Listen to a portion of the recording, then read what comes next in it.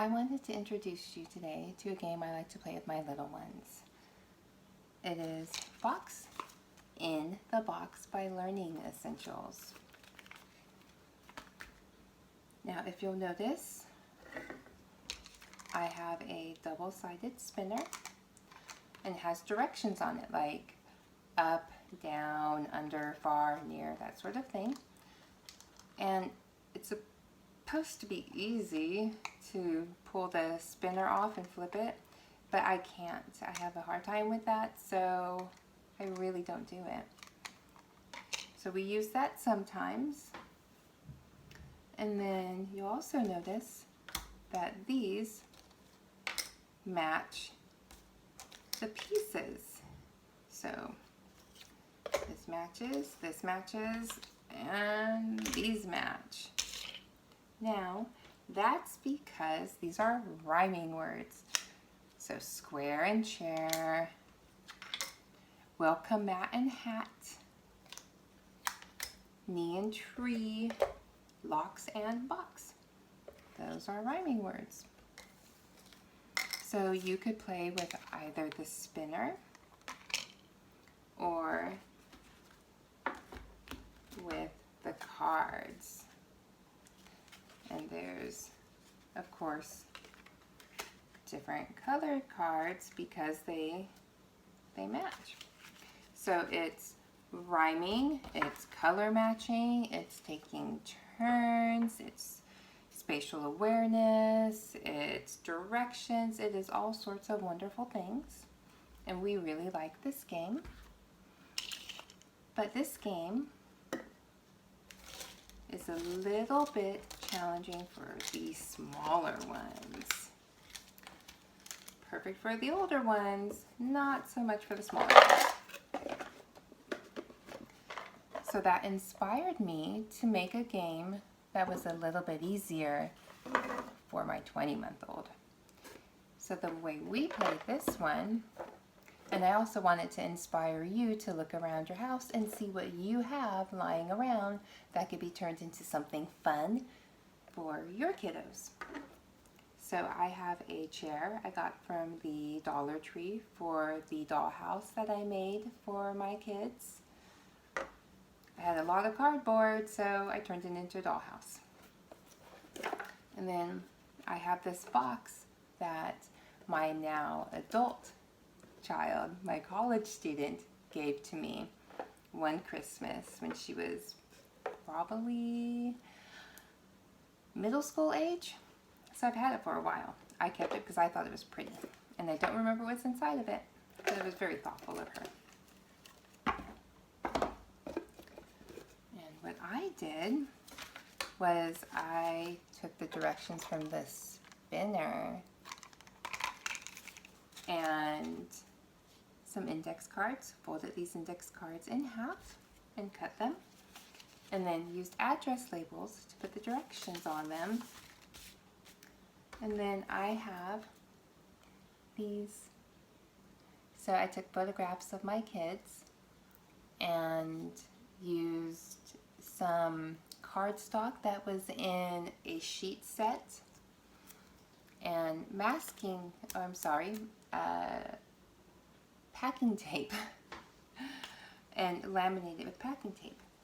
Now, I use these in some of the games that we already have, like our Super Y game. Instead of using the Super Y characters, we use my Super Kids. So that's a lot of fun for them because they fit in the stands just right, and my kids love playing the games as themselves. Now, what I would do if we were playing this game is I would spread out the cards and my kids would take turns. So, off. So he could pick either one. And knowing my son, he would probably want to be on the chair and jumping off of the chair. And then we would put the card back face down, back. So then maybe she would put herself behind the box, or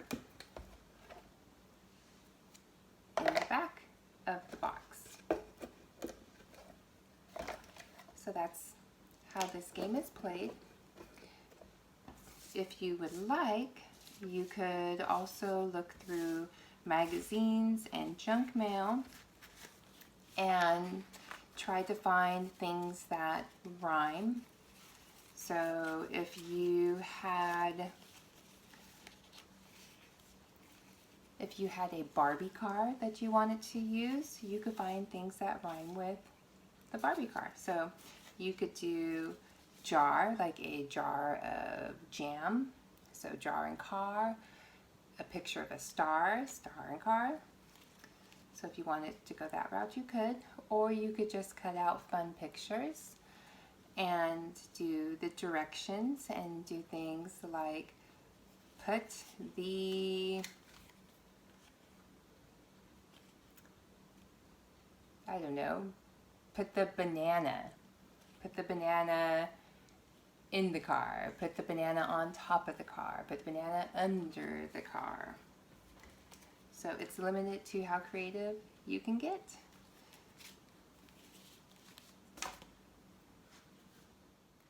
So I hope that I have inspired you to get creative and to look around your place and see what you have. So some of the ideas I had after I made the game for my kids based off of the Fox in the Box, I thought, you know, I could have used some of the magazines that we have. I could have used some of the junk mail, and I could have cut out pictures. So I could have done something like used our Barbie car and done, I don't know, like a jar of jam or something. A picture of a star, and jar and star and car, they all rhyme.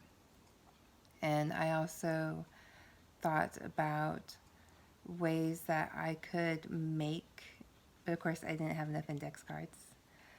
So I thought of ways I could make the cards. So like drawing a picture on the cards and then doing directions that way. But I hope that I've inspired some creativity, and if you can get your kiddos involved and get them to help you, that's fantastic.